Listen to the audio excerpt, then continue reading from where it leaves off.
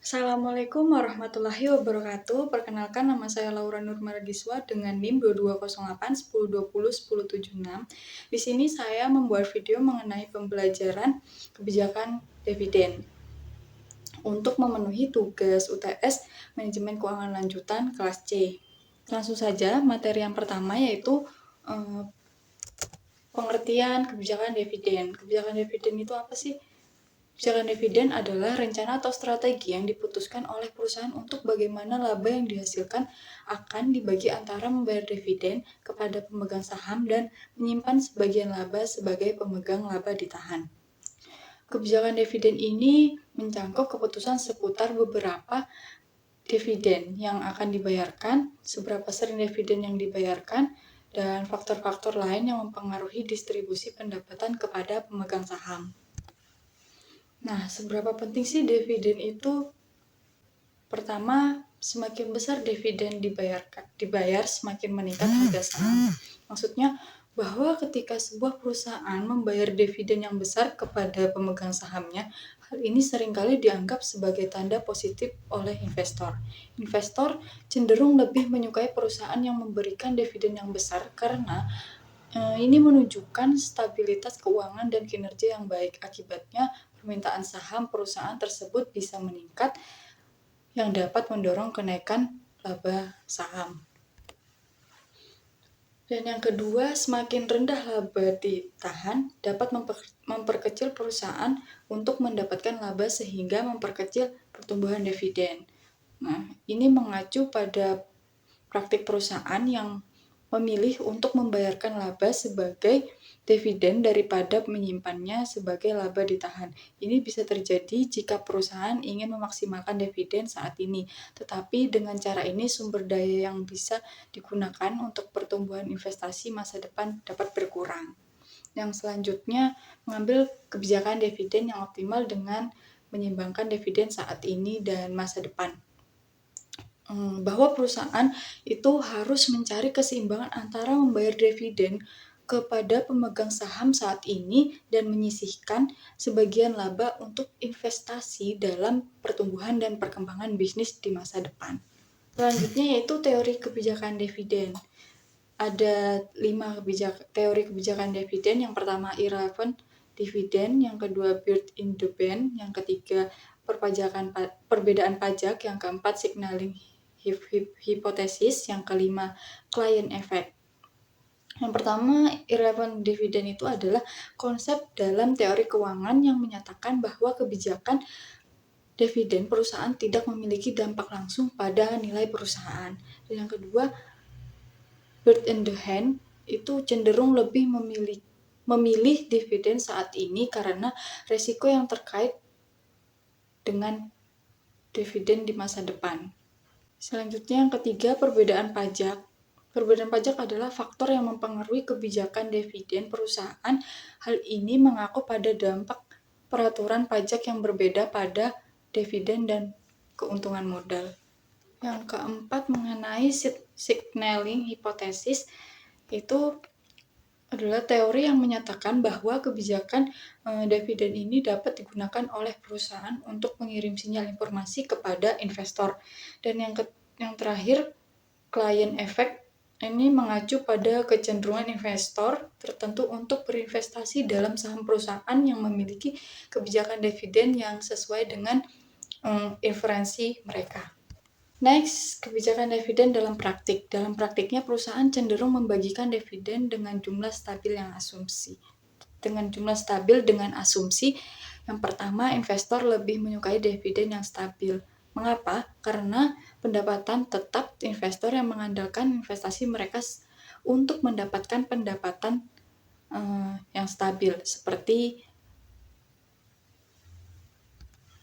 seperti pensiunan, dan lebih suka dividen yang konsisten. Dividen yang stabil memberikan sumber pendapatan yang dapat diandalkan.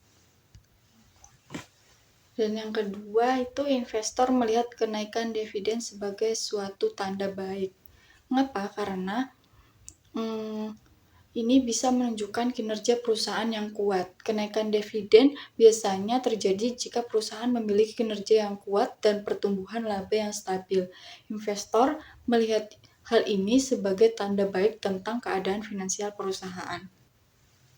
Selanjutnya yaitu mengenai residual dividen. Residual dividen ini adalah kebijakan pembagian dividen yang digunakan perusahaan untuk menghitung dividen yang akan dibayarkan kepada pemegang saham. Dalam konteks ini, dividen dibayar hanya jika ada sisa laba setelah mengalokasikan dana yang diperlukan untuk investasi dalam proyek-proyek menguntungkan. Materi selanjutnya mengenai faktor-faktor yang mempengaruhi kebijakan dividen.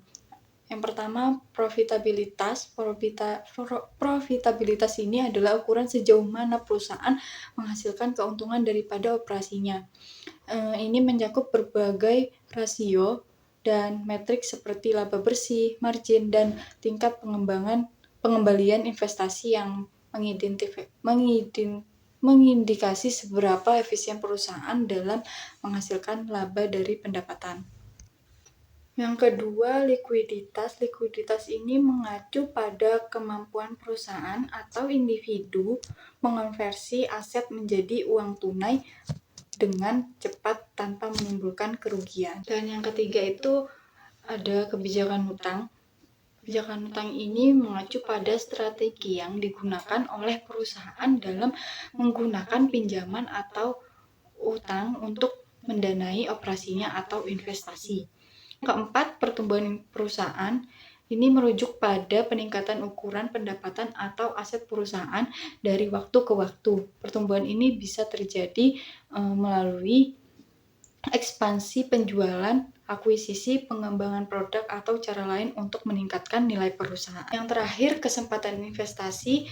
Kesempatan investasi ini mengacu pada peluang investasi yang tersedia bagi perusahaan untuk mencakup beberapa jenis investasi seperti pembelian aset baru, ekspansi pasar, atau pengembangan produk. Next, dividen saham atau stock dividen. Dividen saham ini adalah pembayaran dividen berupa saham kepada pemegang saham, biasa berupa tambahan jumlah lembar saham. Ditinjau dari sudut pandang perusahaan, dividen saham tidak lebih dari rekapitalitas perusahaan. Sebagai contoh, seorang pemegang saham memiliki 100 lembar saham dengan harga Rp2.500 atau nilai total saham Rp250.000. Setelah pembagian dividen saham, jumlah saham yang memiliki menjadi 105 lembar saham dan harga saham akan turun menjadi Rp250.000 per 105 lembar saham. Jadi dengan demikian pembagian dividen saham tidak menambah nilai bagi pemegang saham karena nilai sahamnya tetap Rp250.000 atau sama dengan 105 dikali Rp250.000 dan hasilnya Rp2.380,90. Selanjutnya mengenai repurchase stock. Sebagai alternatif pemberian dividen beberapa uang tunai, perusahaan dapat mendistribusikan pendapat kepada pemegang saham dengan membeli kembali saham perusahaan. Terdapat dua metode repurchase stock. Yang pertama, self-tender offer. Self-tender offer ini adalah tawaran yang dibuat oleh perusahaan untuk membeli kembali sahamnya sendiri dari pemegang saham saat ini. Ini adalah cara di mana perusahaan mengajukan tawaran kepada pemegang saham untuk menjual saham mereka kembali kepada perusahaan dengan harga tertentu. Yang selanjutnya open market purchase, yaitu metode di mana perusahaan membeli sahamnya sendiri di pasar terbuka atau bursa saham. Dalam hal ini, perusahaan tidak mengajukan tawaran khusus kepada pemegang saham mereka, melainkan membeli saham perusahaan di pasar terbuka seperti investor lain. Keuntungan bagi pemegang saham yang pertama yaitu stock purchase dipandang sebagai sinyal positif bagi investor. Yang kedua, ada kemungkinan harga saham itu bisa naik. Dan kerugian bagi pemegang saham dapat merugikan pemegang saham yang tidak menjual kembali sahamnya. Juga keuntungan stock purchase dalam bentuk capital gains, padahal sebagian investor lebih menyukai dividen. Dan keuntungannya juga bagi perusahaan itu dapat menghindari kenaikan dividen dan dapat digunakan untuk merombak struktur modal. Dan kerugiannya bagi perusahaan setelah repurchase stok, pasar memungkinkan bahwa risiko perusahaan meningkat sehingga dapat menurunkan harga saham. Cukup sekian materi yang saya bisa sampaikan, kurang lebihnya mohon maaf. Assalamualaikum warahmatullahi wabarakatuh.